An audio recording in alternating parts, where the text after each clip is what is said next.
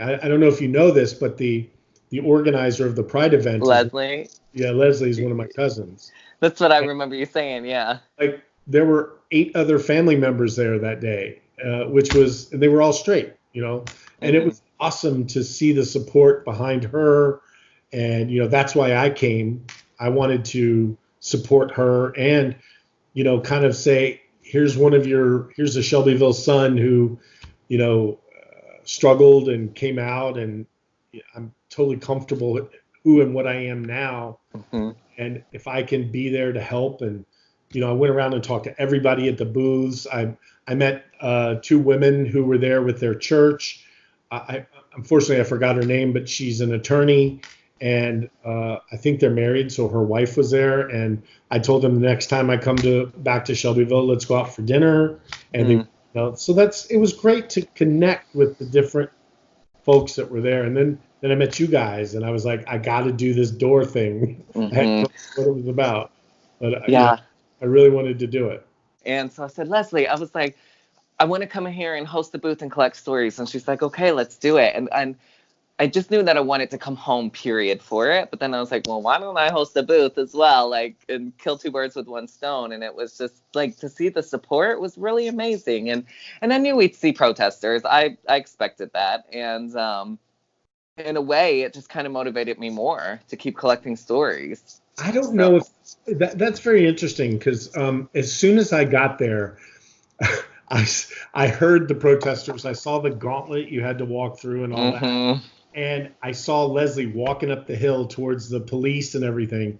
And I'm like, well, I'm going to go with her. So I told my cousin, I was with another cousin from Louisville. I said, hey, I'm going to go with Leslie. We were all related.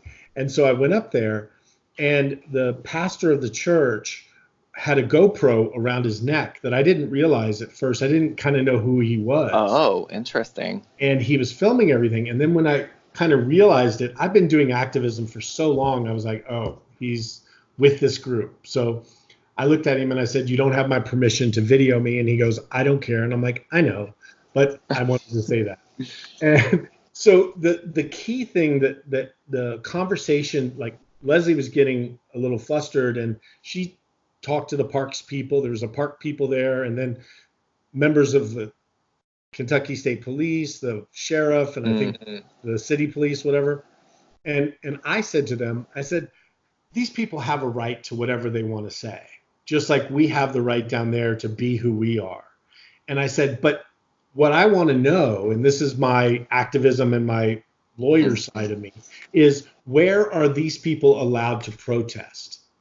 Are they allowed to have this loud mega? Because if you remember, it was really loud.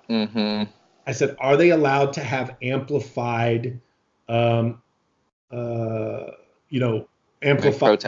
protests? Yeah. And are they also allowed to line the parking lot the way they did? And everybody who was going into the event had to walk through them, right? Which I think could have been intimidating for people. Yes, agreed. And I said, those are the questions I want. And I remember looking the guy in the face and saying, I'm not here to tell you you can't talk. I've been around people like you for 30 years now. I said, I respect your ability to do that. But at the end of the day, I just want to know where you're allowed to do it. Because in Florida, you would not be allowed to be in this public park doing what you're doing. You'd have to be outside. And the police didn't know. The police didn't know. The parks guys were there. They were mad at the pastor and his protesters. And bottom line is, I said, who is the attorney that would govern this park? And who would know about the ordinances and all of that? So finally, they got in touch with an attorney, and they were having a discussion when I left, because that's all that I wanted was the discussion to start. The parks guys were amazing. They said, now we will have a discussion. So one of the things that I don't think too many people realized from this event is the park system will now be having a discussion as to where people can protest and all of that.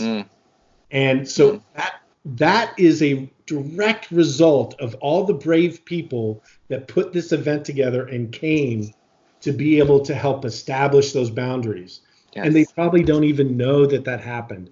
And I hope you can spread the word for that, because Yes. that conversation has now started in Shelbyville, Kentucky, Yeah. which I never thought would ever happen. Yeah. So I'm really happy that Leslie and all of you put that together to start that conversation so that people are better informed of what they can do and where they can do it.